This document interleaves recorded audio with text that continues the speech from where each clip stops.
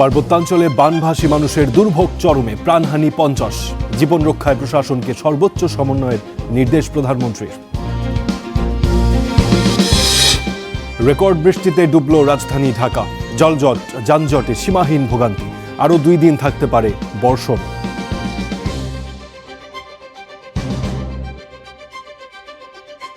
একটা রোগী মারা গেছে, বর্তমানে ওই বডিটা পর্যন্ত নিয়ে যেতে পারতেছে না। রিক্সাও চলতে পারতেছে না, গাড়ি অটোমেটিক বন্ধ হয়ে যাচ্ছে পানি ঢুকে। হাঁটতে হাঁটতে স্কুলে গেছি, আবার পরীক্ষা দিয়ে এই যে শেষ করে আবার আসলাম। জুলাইয়ের সাজাপ্রাপ্ত আসামিদের বেশিরভাগই ভারতে। হাসিনা ফিরলে গ্রেপ্তার। মুজিব আমলের বিচার বহির্ভূত হত্যার বিচার শুরু। সংসদ প্রাঙ্গণে জানাজার পর বরেণ্য রাজনীতিক জমির উদ্দিন সরকারের দাফন। কাল শোক দিবস পালন করবে বিএনপি।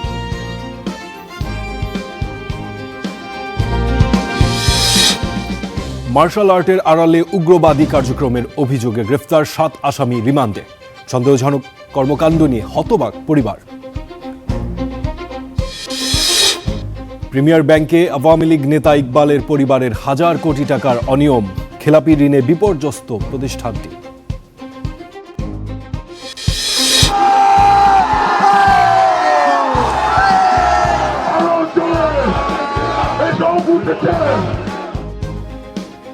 এবং প্রথমবার বিশ্বকাপ সেমিফাইনালে ফিফা র্যাঙ্কিংয়ের শীর্ষ 4 দল। ফাইনালের দৌড়ে ফ্রান্সের প্রতিপক্ষ স্পেন, আর্জেন্টিনার সামনে ইংল্যান্ড।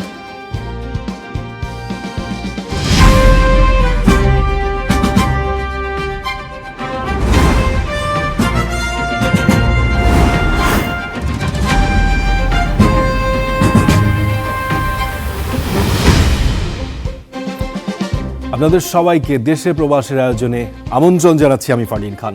শিরোনামগুলো দেখছিলেন। চট্টগ্রাম সহ পার্বত্যাঞ্চলে বানভাসী মানুষের দুর্ভোগ চরমে। বন্যার পানি নামতে শুরু করলেও কমেনি ভোগান্তি, বিড়ম্বনা। বান্দরবানে এখনও পানির নিচে বাড়িঘর, সড়ক। একই চিত্র কক্সবাজারে চকরিয়া ও পেকুয়ায়। এদিকে খাগড়াছড়ি, রাঙামাটির নিচু এলাকার পানি নামছে। 5 দিন পর স্বাভাবিক হয়েছে কক্সবাজারে ট্রেন চলাচল। সব মিলিয়ে পার্বত্যাঞ্চলে বন্যায় প্রাণহানি হয়েছে 50 জনের। রাঙামাটির দুধপুকুরিয়া সুখবিলা এলাকা। টানা বৃষ্টির সাথে উজানের ঢলে ভেঙেছে সড়ক। বন্ধ বান্দরবান রাঙামাটি মহাসড়কে যান চলাচল। তবে জেলার বন্যা পরিস্থিতি কিছুটা উন্নতি হয়েছে। বাঘাইছড়ি ও বিলাইছড়ির নিম্নাঞ্চল থেকে নামতে শুরু করেছে পানি। 47টি আশ্রয় কেন্দ্র থেকে অনেকেই ফিরতে শুরু করেছেন বাড়িতে। বান্দরবান থেকে বালাগাতা যাতায়াত করবো, সেখানেও হাঁটু সমান, কোমরের সমান পানি হয়ে গেছে। আমাদের যে বিএমএসসি ছাত্রী নিবাস আছে, ওখানেও প্রায় নিচে ফ্লোরটা একেবারে ডুবে গেছে। এখন আমরা তো অসহায়, আমরা কোথায় যাবো? ঘর বাড়ি তো আমাদের এখন কিছু হচ্ছে না। এ চিত্র বান্দরবানের। যেদিকে চোখ যায় বন্যার পানি। বন্যার খানিকটা উন্নতি হলেও ডুবে আছে ঘরবাড়ি, সড়ক। প্লাবিত রয়েছে 7 উপজেলার নিম্নাঞ্চল। পানিবন্দী 6000-এর বেশি মানুষ আছেন আশ্রয় কেন্দ্রে। বিপদ সীমার উপরে আছে সাঙ্গুর পানি। মানুষ দুর্ভোগ বেশি হয়ে গেছে, কারণ কাজকর্ম নেই। আজকে 10-12 দিন ধরে আমাদের পানি বন্দি। কেউ পানি বান্ধি, কেউ ঘর ডুবে গেছে, কেউ চলাচল করতে পারতেছে না। পানির কারণে তো আমাদের বাচ্চারা নানা ধরনের রোগ হইতেছে। রোগে আক্রান্ত হয়েছে, যে কলেরা, আমসয়, টাইফয়েড, পানিজনিত রোগে। এখন বাচ্চাকে ডাক্তারের কাছে নিয়ে গেছি। মাল পত্র সব নষ্ট হয়ে যেতেছে, বাজার বসতে হয়েছে, আমরা অনেক কষ্ট আছি, খাইতে পারতে আছি না। পানি নামতে শুরু করেছে খাগড়াছড়ির নিম্নাঞ্চল থেকেও। সাজেকের সাথে যান চলাচল শুরু হয়েছে। তবে দীঘিনালার মেরুন ইউনিয়নের 1/2 পরিবার রয়েছে পানিবন্দী। কক্সবাজারের চকরিয়া ও পেকুয়ায় অপরিবর্তিত বন্যা পরিস্থিতি। পানিবন্দী 2 লক্ষাধিক মানুষ। তবে সদর ও রামুতে পানি নেমে গেছে, বেরিয়ে আসছে ক্ষয়ক্ষতি। এখন পানি দেখা যায় প্রচুর বাড়ি গিয়ে, আগে কিন্তু পানি আর এখন গিয়ে এখন কিন্তু বেশি বাড়ি গিয়ে আঁকি। আর এখন বন্যা পানি বেশি খুলে নষ্ট হয়ে গিয়ে, জিনিসপাতি নষ্ট হয়ে গিয়ে, মাছ টাছ গিয়ে, তার মানুষ কষ্ট। দুর্গত এলাকায় ত্রাণ বিতরণ ও উদ্ধার তৎপরতা অব্যাহত রেখেছে সেনাবাহিনী। পরিস্থিতি মোকাবিলায় সরকার সর্বোচ্চ গুরুত্ব দিয়ে কাজ করছে বলে জানিয়েছেন দুর্যোগ ব্যবস্থাপনা ও ত্রাণমন্ত্রী। ত্রাণ, তাদের খাবার দাবার 10 দিন লাগে, 3 মাস লাগে 3 বার। আর ওই তাদেরকে রিহ্যাবিলিট করার জন্য, পুনর্বাসন করার জন্য আমরা চেষ্টা করবো। গরু ছাগল দিতে হলে দিব, ঘর বাড়ি বানানোর জন্য টিন এগুলি দিব। এদিকে 5 দিন বন্ধ থাকার পর কক্সবাজারের সাথে সারা দেশের রেল যোগাযোগ শুরু হয়েছে। Hasibur Rahman, Star News. পানিবন্দী মানুষের জীবন সম্পদ রক্ষায় মাঠ পর্যায়ের কর্মকর্তাদের সর্বোচ্চ সতর্কতা ও সমন্বয়ের নির্দেশ দিয়েছেন প্রধানমন্ত্রী। দুপুরে সচিবালয় থেকে 8 বিভাগের কমিশনার, সিভিল সার্জন সহ মাঠ প্রশাসনের কর্মকর্তাদের সঙ্গে ভার্চুয়াল সভায় তিনি এই নির্দেশনা দিয়েছেন। প্রধানমন্ত্রী বলেছেন, দুর্যোগপূর্ণ এই পরিস্থিতিতে মানুষের জীবন ও সম্পদ রক্ষায় প্রশাসনের অগ্রাধিকার। কোনো গাফিলতির সুযোগ নেই। ক্ষতিগ্রস্ত মানুষের কাছে খাবার, সুপেয় পানি ও প্রয়োজনীয় ওষুধ পৌঁছে দিতে সংশ্লিষ্টদের নির্দেশও দিয়েছেন তিনি।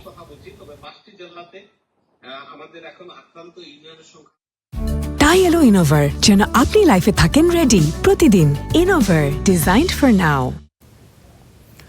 পাহাড়ের পাদদেশে বসবাস করা বাস্তুহারা মানুষদের বিকল্প জমিতে ঘর তৈরি করে দেওয়া হবে বলে জানিয়েছেন জ্বালানি প্রতিমন্ত্রী অনিন্দ ইসলাম অমিত। রাঙ্গামাটির বন্যা পরিস্থিতি পরিদর্শন ও ক্ষতিগ্রস্ত পরিবারের মাঝে ত্রাণ বিতরণ শেষে প্রতিমন্ত্রী বলেছেন, পাহাড়ের পাদদেশে বসবাসকারীদের বিকল্প জায়গায় আবাস করে দিতে পারলেই স্থায়ী সমাধান হবে। সকলকে ধৈর্য ধরে দুর্যোগ মোকাবেলার আহ্বান জানিয়ে বিদ্যুৎ প্রতিমন্ত্রী বলেছেন, সরকার সবসময় দুর্গত মানুষের পাশে আছে।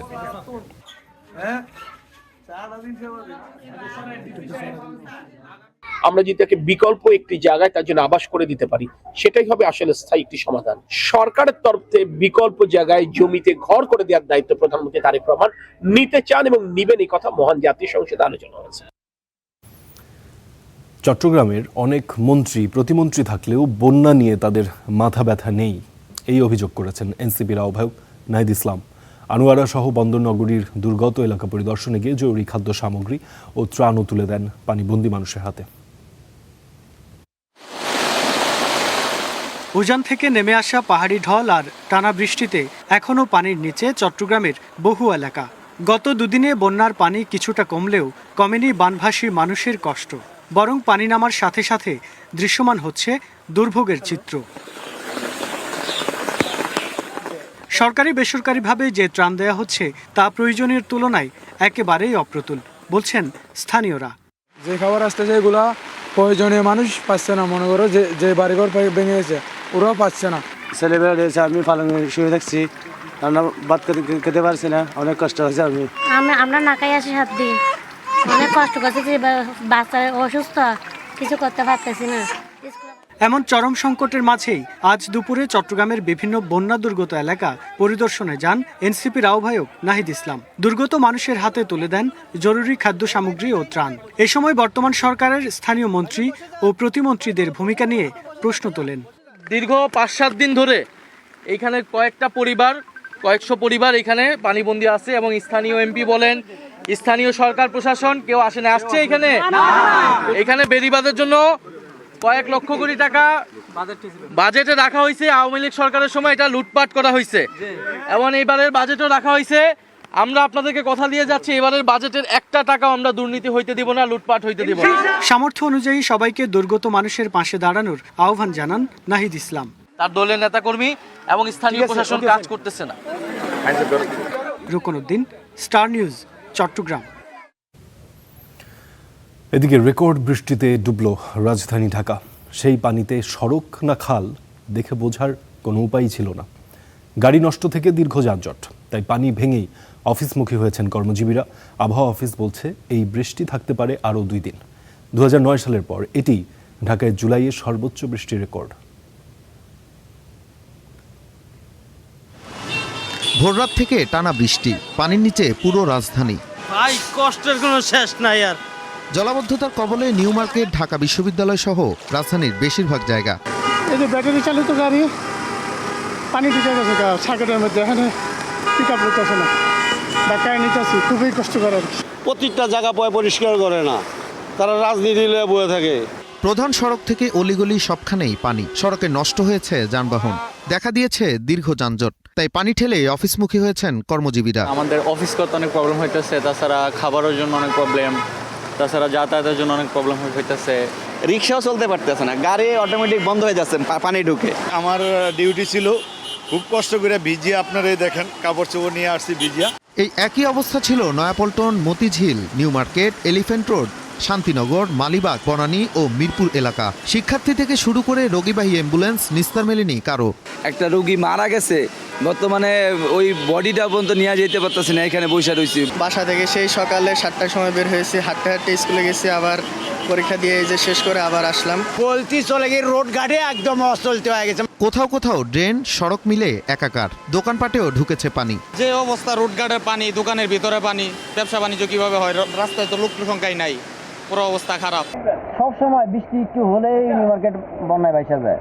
গত 30 ঘন্টায় রাজধানীতে 184 মিলিমিটার বৃষ্টি রেকর্ড করেছে আবহাওয়া অফিস। আর সকাল 6টা থেকে দুপুর 12টা পর্যন্ত তা ছিল 87 মিলিমিটার। আগামী 24 থেকে 48 ঘন্টায়ও আছে ভারী বৃষ্টির শঙ্কা। আগামী 24 ঘন্টার এবং 48 ঘন্টার আবহাওয়ার পূর্বাভাসে যে বিষয়টা বলেছি, তাতে রাজশাহী, রংপুর, ময়মনসিংহ, ঢাকা, চট্টগ্রাম এবং সিলেট বিভাগের অধিকাংশ জায়গাতেই বৃষ্টি হতে পারে এবং অন্যান্য যে বিভাগগুলো আছে সেই বিভাগগুলোতেও আপনার বিশেষ করে খুলনা এবং বরিশাল বিভাগেও অনেক জায়গাতেই বৃষ্টি হওয়ার সম্ভাবনা রয়েছে।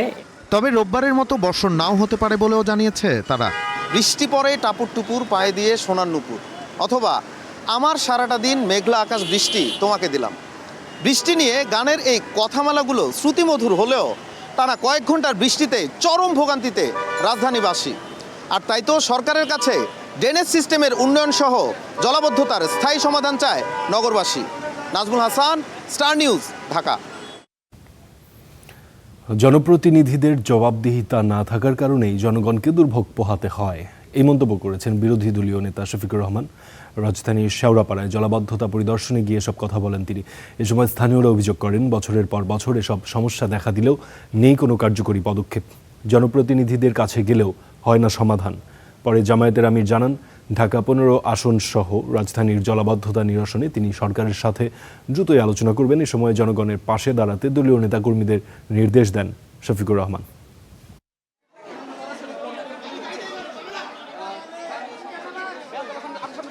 সকালবেলা পানির কি ভয়াবহতা ছিল এখানে যারা ভুক্তভোগী তারাই কেবল বুঝতে পেরেছেন। এর অনেকগুলা কারণ আছে, কিন্তু এই কারণের পিছনে মূল কারণ মানুষের লুটপাট, দুর্নীতি, চুরি, অসততা এবং সমাজের প্রতি যে দায়বদ্ধতা জনপ্রতিনিধিদের, এইটা যুগে যুগে পালন করা হয় নাই বলে আজকে এই দুর্গতি। জুলাই হত্যা মামলার সাজাপ্রাপ্ত বেশিরভাগ আসামি রয়েছেন ভারতে। পরিবার সহ থাকছেন অভিজাত এলাকার ফ্ল্যাটে। কেউ কেউ আছেন ইউরোপ, আমেরিকা সহ নানা দেশে। ট্রাইব্যুনালের চিফ প্রসিকিউটর বলছেন, সাজাপ্রাপ্তদের ফেরাতে ইন্টারপোলের সহায়তা চাওয়া হবে। আর সাবেক চিফ প্রসিকিউটর তাজুল ইসলাম বলেছেন, আসামিরা যখনই দেশে ফিরবে সঙ্গে সঙ্গে সাজা কার্যকর করা হবে। সাব্বির আহমেদ রিপোর্ট করেছেন।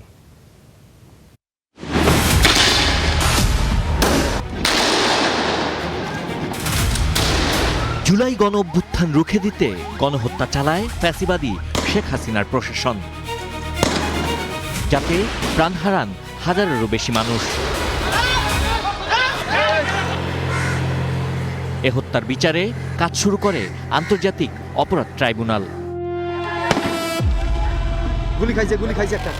আবু সাইদ, আনাস সহ 6টি হত্যা মামলায় 15 জনকে মৃত্যুদণ্ড দিয়েছেন আন্তর্জাতিক অপরাধ ট্রাইব্যুনাল। এর মধ্যে 11 জনই পলাতক। মৃত্যুদণ্ডপ্রাপ্ত শেখ হাসিনা ভারত সরকারের সেফ হোমে রয়েছেন, যার অবস্থান নয়াদিল্লিতে হতে পারে। কলকাতার অভিজাত এলাকা নিউটাউনের একটি ফ্ল্যাটে থাকেন মৃত্যুদণ্ডপ্রাপ্ত সাবেক স্বরাষ্ট্রমন্ত্রী আসাদুজ্জামান খান কামাল। কলকাতার বিভিন্ন রেস্টুরেন্টে আওয়ামী লীগ নেতাদের সঙ্গে বৈঠক করতেও দেখা গেছে তাকে। মৃত্যুদণ্ডপ্রাপ্ত পলাতক বাকি 7 জন পুলিশের সদস্য। গোয়েন্দা সূত্র বলছে, সাবেক ডিএমপি কমিশনার হাবিবুর রহমান রয়েছেন কলকাতায়। সাবেক যুগ্ম পুলিশ কমিশনার সুদীপ কুমার চক্রবর্তী, সাবেক এডিসি রাশেদুল ইসলাম ও শাহ আলম আক্তারুল ইসলাম, রামপুরা থানার সাবেক ওসি মশিউর রহমান এবং সাভারের সাবেক ওসি AFM সায়েদ ভারতে আছেন, কিন্তু তারা ভারতের কোথায় আছেন সেটি জানা যায়নি। যাবজ্জীবন কারাদণ্ড পাওয়া 11 পুলিশ সদস্যের মধ্যে 8 জনই পলাতক। এর মধ্যে ঢাকা রেঞ্জের সাবেক ডিআইজি সৈয়দ নুরুল ইসলাম ইউরোপে, ঢাকা জেলার এসপি আসাদুজ্জামান রিপন অস্ট্রেলিয়া ও সহকারী কমিশনার আরিফুজ্জামান আছেন ভারতে। গোয়েন্দা সূত্র বলছে, তারা সেখানে বিলাসবহুল জীবনযাপন করছেন। সবাই তো আর শেখ হাসিনা না, সবাইকে তো আর ইন্ডিয়া কোলে পিঠে করে সারা জীবন রাখতে পারবে না। কোনো না কোনো সময় এই আসামিদের ধরা পড়তেই হবে এবং সেদিনই সাজা কার্যকর করা হবে। সরকারের পক্ষ থেকে আমাদের জানা মতে ইন্টারপোলের সাহায্য নেওয়া হয়েছে। কোনো আসামিকে গ্রেফতার করা অথবা কোনো আসামি বিদেশে থাকলে তাকে ফিরিয়ে আনার যে কার্যক্রমটা, এটা আমাদের প্রসিকিউশনের কাজ না, এটা আমাদের সরকারের কাজ। বিভিন্ন গণমাধ্যমের খবর শুধু ভারতেই পালিয়ে আছেন কার্যক্রম নিষিদ্ধ আওয়ামী লীগ ও এর নিষিদ্ধ অঙ্গ সংগঠনের অন্তত ৪৫,০০০ নেতাকর্মী। এছাড়া ইউরোপ, আমেরিকা, কানাডা, যুক্তরাজ্য সহ বিভিন্ন দেশে বিলাসবহুল জীবন কাটাচ্ছেন সাবেক মন্ত্রী, এমপি, রাজনৈতিক ও ফ্যাসিবাদের দোসর আইনশৃঙ্খলা বাহিনীর সদস্যরা। গোয়েন্দা সূত্র বলছে, নেতৃত্বস্থানীয় পলাতক আসামিদের মধ্যে অনেকেই পুরো পরিবার নিয়ে গেছেন ভারত সহ অন্যান্য দেশে। কেউ কেউ ভারতীয় নাগরিক পরিচয়পত্র তৈরি করেছেন। মাঝে মাঝেই তারা রেস্টুরেন্টে ছোটখাটো জমায়েত করছেন। Sabbir Ahmed, star news, Dhaka. July হত্যাযজ্ঞে নেতৃত্বের দায়ে মৃত্যুদণ্ডপ্রাপ্ত পলাতক শেখ হাসিনা দেশে ফিরলেই গ্রেপ্তার করা হবে, এমনটাই জানিয়েছেন চিফ প্রসিকিউটর আমিনুল ইসলাম। তিনি বলেছেন, রায়ের পর নিয়ম মেনে আপিল না করায় আইনি প্রতিকার চাওয়ারও সুযোগ হারিয়েছেন সাবেক এই প্রধানমন্ত্রী। একই সঙ্গে রায়ে সম্পদ বাজেয়াপ্তের নির্দেশের কারণে আপিল নিষ্পত্তির আগে সেই সম্পদ ভোগের সুযোগও তার আর নেই। 1975 সালে সিরাজ শিকদার হত্যাকাণ্ড সহ আওয়ামী শাসনামলে সংঘটিত অভিযোগগুলোর তদন্ত চলছে বলেও জানিয়েছেন তিনি। মৃত্যুদণ্ডের রায় মাথায় নিয়েই ভারতে অবস্থান করছেন সাবেক প্রধানমন্ত্রী শেখ হাসিনা। 24-এর 5 আগস্ট দেশ ছেড়ে যাওয়ার পর বিভিন্ন সময় নানা ইস্যুতে বক্তব্য দিয়েছেন তিনি। সর্বশেষ একটি আন্তর্জাতিক গণমাধ্যমে ডিসেম্বরে দেশে ফেরার বিষয়ে মন্তব্য করেন শেখ হাসিনা। সেই বক্তব্যের প্রতিক্রিয়ায় আন্তর্জাতিক অপরাধ ট্রাইব্যুনালের চিফ প্রসিকিউটর আমিনুল ইসলাম জানান, সরকার কূটনৈতিকভাবে তাকে দেশে ফিরিয়ে আনার চেষ্টা চালিয়ে যাচ্ছে। সরকার তো তাকে চাচ্ছে, আদালতের রায় বাস্তবায়নের জন্য সরকার তো নিজেই চিঠি দিচ্ছে, তো তিনি ডিসেম্বর মাস পর্যন্ত সময় নিচ্ছেন কেন? চিফ প্রসিকিউটর বলেন, আইনে মৃত্যুদণ্ডপ্রাপ্ত আসামির জামিনের কোনো বিধান নেই, তাই শেখ হাসিনা দেশে ফিরলেই গ্রেপ্তার করা হবে তাকে। আমাদের দেশে এখন পর্যন্ত কোনো মৃত্যুদণ্ডপ্রাপ্ত কোনো আসামির জামিন হয়েছে এরকম নজির নাই। আইন অনুযায়ী আপিল করার সুযোগ নাই। তারপরে যদি তিনি আপিল যদি ফাইল করেন, সে আপিলটা গ্রহণযোগ্য হবে কি হবে না, সেটা আপিল বিভাগ তখন সিদ্ধান্ত দিবে। মৃত্যুদণ্ডের রায়ে তার সম্পদ বাজেয়াপ্তের নির্দেশ থাকায় আপিল নিষ্পত্তির আগে দেশের কোনো সম্পদ শেখ হাসিনার ভোগের সুযোগ নেই বলেও জানান তিনি। তার ব্যাংকে যদি কোনো টাকা থাকে, তার যদি ইমুভেবল কোনো প্রপার্টি থাকে, তাহলে সেটা কিন্তু এখন রাষ্ট্রের অনুকূলে বাজেয়াপ্ত করা, এটার মালিকানা কিন্তু আর তার নাই।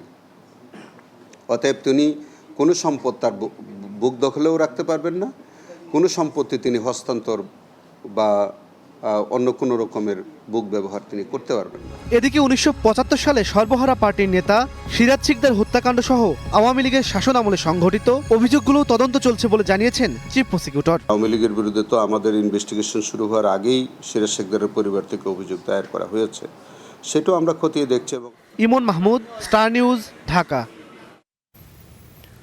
জাতীয় সংসদ প্রাঙ্গণের কবরস্থানে চিরনিদ্রায় শায়িত করা হয়েছে বরেণ্য রাজনীতিবিদ সাবেক স্পিকার ব্যারিস্টার জমিরুদ্দিন সরকারকে। এর আগে জাতীয় সংসদের টানেলে অনুষ্ঠিত জানাজায় অংশ নেন স্পিকার, বিরোধী দলীয় নেতা সহ বিভিন্ন দলের শীর্ষ নেতারা। এ সময় সাবেক এই অস্থায়ী রাষ্ট্রপতির বর্ণাঢ্য কর্মজীবনের স্মৃতিচারণ করেন রাজনীতিবিদরা। এদিকে সাবেক স্পিকারের মৃত্যুতে আজ দেশব্যাপী শোক দিবস পালনের ঘোষণা দিয়েছে বিএনপি। বৈরী আবহাওয়ার কারণে বিকেল 5:15টায় জাতীয় সংসদ ভবনের টানেলে শুরু হয় সদ্য প্রয়াত সাবেক স্পিকার ব্যারিস্টার জমিরুদ্দিন সরকারের দ্বিতীয় জানাজার নামাজ। জানাজায় অংশ নেন সরকার ও বিরোধী দলের শীর্ষ নেতারা। জানাজা শেষে বরেণ্য এই রাজনীতিবিদ ও আইনজীবীর কর্মময় জীবনের স্মৃতিচারণ করেন রাজনীতিবিদরা। বলেন, এ শূন্যতা পূরণ হবার নয়। ব্যারিস্টার সমগ্র জীবন অত্যন্ত বর্ণাঢ্য। তিনি রাজনীতিবিদ হিসেবে যেভাবে সফল ছিলেন, তেমনি আইনজীবী হিসাবে সেই একইভাবে সফল ছিলেন। পেশাগত জীবনে তিনি অত্যন্ত দক্ষতা, সুনাম এবং বিশ্বস্ততার সাথে তার দায়িত্ব পালন করেছেন। আবার রাজনীতিবিদ হিসাবে একজন সফল রাজনীতিবিদ ছিলেন। তিনি সর্বজনপ্রিয় একজন ব্যক্তিত্ব ছিলেন, অজাত শত্রু। তার সম্বন্ধে কখনো কারো কাছ থেকে কোনোদিন আমরা কোনো বিরূপ মন্তব্য পাইনি। এই সংসদকে তিনি স্পিকার হিসাবে দক্ষভাবে পরিচালনা করেছেন। এদিকে সকালে বিএনপির সিনিয়র যুগ্ম মহাসচিব জানিয়েছেন, জমিরুদ্দিনের মৃত্যুতে সোমবার দেশব্যাপী শোক পালন করবে বিএনপি। মরহুম জমিরুদ্দিন সরকারের মৃত্যুতে বাংলাদেশ জাতীয়তাবাদী দল আগামীকাল ঢাকা মহানগরী সহ সারা দেশে শোক দিবস পালন করবে। এই উপলক্ষে ঢাকা সহ সারা দেশে যত দলীয় কার্যালয় আছে দলীয় কার্যালয়ে কালো পতাকা উত্তোলন করা হবে। জানাজা শেষে সংসদ ভবনের পাশের কবরস্থানে রাষ্ট্রীয় মর্যাদায় দাফন করা হয় জাতীয় সংসদের 2 বারের স্পিকার ব্যারিস্টার জমির উদ্দিন সরকারকে। Zisan Ahmed, star news, Dhaka. দেশের নতুন প্রজন্মের উদ্ভাবনী ও সৃজনশীল মেধার বিকাশে বর্তমান সরকার সর্বোচ্চ গুরুত্ব দিচ্ছে বলে জানিয়েছেন প্রধানমন্ত্রী তারেক রহমান। তিনি বলেছেন, দেশের মেধাবী তরুণদের হাত ধরেই প্রযুক্তি নির্ভর ও জ্ঞান ভিত্তিক বাংলাদেশ গড়ে উঠবে।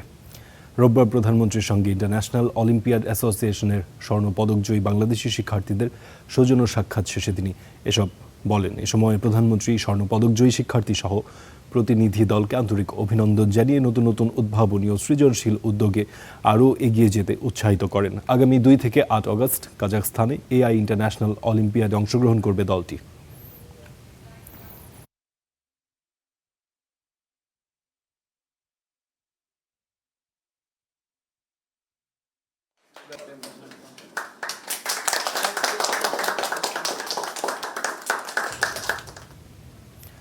নারায়ণগঞ্জে ভুয়া ঋণ তৈরির অভিযোগের পর প্রিমিয়ার ব্যাংকে হাসিনা আমলে হওয়া আরও অনিয়ম বেরিয়ে আসছে। নতুন পরিচালনা পর্ষদ সাবেক চেয়ারম্যান ও আওয়ামী লীগ নেতা HBM ইকবাল পরিবারের হাজার হাজার কোটি টাকার অনিয়ম খুঁজে পেয়েছে। এই বিষয়ে চিঠিও দেওয়া হয়েছে দুদকে, হয়েছে একাধিক মামলাও। অনিয়মের ধকলে ব্যাংকটির খেলাপি ঋণ বেড়ে এখন 10,000 কোটি টাকা ছাড়িয়েছে। আরও জানাচ্ছেন ওয়ালিদ সাকিব।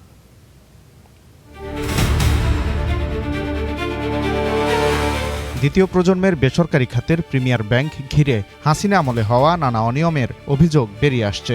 ভুয়া ঋণ তৈরি, অর্থ পাচার, CSR ও ভবন ভাড়ার নামে অর্থ আত্মসাৎ এবং কেনাকাটার নামে সরিয়ে নেওয়া হয়েছে হাজার হাজার কোটি টাকা। এর সবকিছুই ঘটেছে সাবেক চেয়ারম্যান ও আওয়ামী লীগ নেতা ডাক্তার HBM ইকবালের সময়। 1999 সালে প্রতিষ্ঠার পর থেকে 2025 সাল পর্যন্ত টানা 26 বছর তিনি ব্যাংকটির চেয়ারম্যান ছিলেন। ওই সময়ে ইকবাল পরিবারের নিয়ন্ত্রণে ছিল প্রিমিয়ার ব্যাংক। 5 আগস্ট গণঅভ্যুত্থান পরবর্তী 2025 সালের জানুয়ারি মাসে চেয়ারম্যান পদ থেকে সরে দাঁড়ান ইকবাল। পরে ওই পদে বসেন তার ছেলে ইমরান ইকবাল। তবে 2025 সালের আগস্টে পর্ষদ ভেঙে দেয় বাংলাদেশ ব্যাংক। নতুন পর্ষদ দায়িত্ব নেওয়ার পর ব্যাংকটির রন্ধ্রে রন্ধ্রে খুঁজে পেয়েছে ইকবাল পরিবারের অনিয়ম।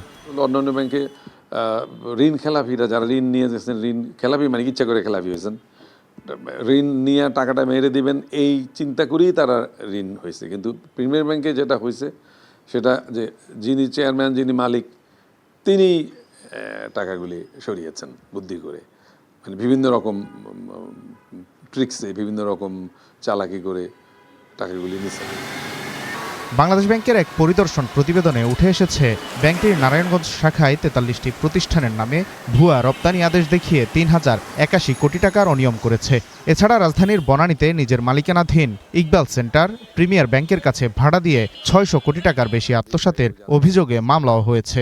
এমনকি CSR তহবিল থেকে 34 কোটি টাকা আত্মসাৎ করে স্ত্রী ও বাবার নামে গড়া প্রতিষ্ঠানে সরিয়েছেন ইকবাল। যেমন সাইফুজ্জামান ওনার চুরি আমরা জানি, এস আলমের চুরি আমরা জানি, নজরুলের চুরি আমরা জানি, কিন্তু ইকবাল সাহেবের মানে চুরিটা বড় অদ্ভুত। ওই রিপোর্টের মধ্যে যেগুলি আসছে অনিয়ম, দেখা গেল এখানে অনেকগুলো ভেন্ডর আছে, প্রায় 110 জন 20 জন ভেন্ডর। ওই ভেন্ডরদের সঙ্গে যে ডিলগুলি হইতো, ডিলে ধরেন একটা বিল হইলো 2 কোটি টাকা, উনি ওই সেইটাকে 20 কোটি টাকা বানায় 18 কোটি নিয়ে যেতেন, ওই 2 কোটি ওদেরকে দিতেন। নতুন পর্ষদ এরই মধ্যে অনিয়মের ফরেনসিক অডিটের বিস্তারিত জানিয়ে দুদকে একাধিক চিঠি দিয়েছে, যেখানে অভ্যন্তরীণ কেনাকাটার নামে প্রায় 1.5 কোটি টাকা আত্মসাতের অভিযোগ আছে। আমাদেরকে বাংলাদেশ ব্যাংক ইনস্ট্রাকশন দেয় যে ওই ব্যাংকের অনেক অনিয়ম আছে, বেনিয়ম আছে, এগুলি আপনারা একুয়ার করেন, ফরেনসিক করেন। আমরা 5টা ফার্মকে ফরেনসিক করার জন্য, আমরা 6টা ফার্মকে আমরা ফরেনসিক করার জন্য আমরা টেন্ডার দিয়ে, ভালো কারা দেশি বিদেশি, তো আমরা বিদেশির মধ্যে আর্নেস্ট ইয়ং আর বাকি 5টা দেশি, এই আমরা 6টা ফার্মকে আমরা এই দুর্নীতি বা অনিয়ম তদন্ত করার জন্য তাদেরকে রিপোর্ট দিতে বলি। তো এনারা রিপোর্ট বার করার পরে আমরা হতবাক যে আপনি যা বললেন এই সব জবাবগুলি আমরা পেয়ে গেলাম, যে প্রত্যেকটা রিপোর্টই অসম্ভব রকমের অনিয়ম, চুরি এবং মানে অদ্ভুত রকম সব ঘটনা ধরা পড়লো আর কি। এত সব অনিয়মের ধকল সইতে না পেরে ব্যাংকটির খেলাপি ঋণের হার বাড়ছে হু হু করে। আগে সেগুলো লুকিয়ে রাখলেও এখন তা বেরিয়ে আসছে। 2021 সালে যেখানে মোট ঋণের মাত্র 2.5% ছিল খেলাপি, 2025 সালে তা বেড়ে হয়েছে 31% বা 10,389 কোটি টাকা। Walid Sakib, Star news, Dhaka. Awami League ভারতে পালিয়ে বেঁচেছে, তাদের সঙ্গে আতাত করলে বিএনপির জায়গায় বঙ্গোপসাগরেও হবে না। নওগাঁয় জাতীয় নাগরিক পার্টি এনসিপির সমাবেশে এমন মন্তব্য করেছেন দলটির মুখ্য সমন্বয়ক নাসির উদ্দিন পাটোয়ারি। তিনি বলেছেন, সংস্কার বাস্তবায়ন না হলে আওয়ামী লীগের মতো বিএনপিরও পতন ঘটবে। এই সময় দলটির কেন্দ্রীয় নেতারা বর্তমান রাজনৈতিক পরিস্থিতি সহ বিভিন্ন ইস্যু নিয়ে বক্তব্য দেন। সীমান্ত ইস্যু নিয়ে এনসিপির নেতাকর্মীরা বলেছেন, ভারতের পুশিন চেষ্টা এরই মধ্যে ব্যর্থ হয়েছে। এই দেশে দিল্লির রাজনীতি আর চলবে না বলেও হুঁশিয়ারি দেন তারা।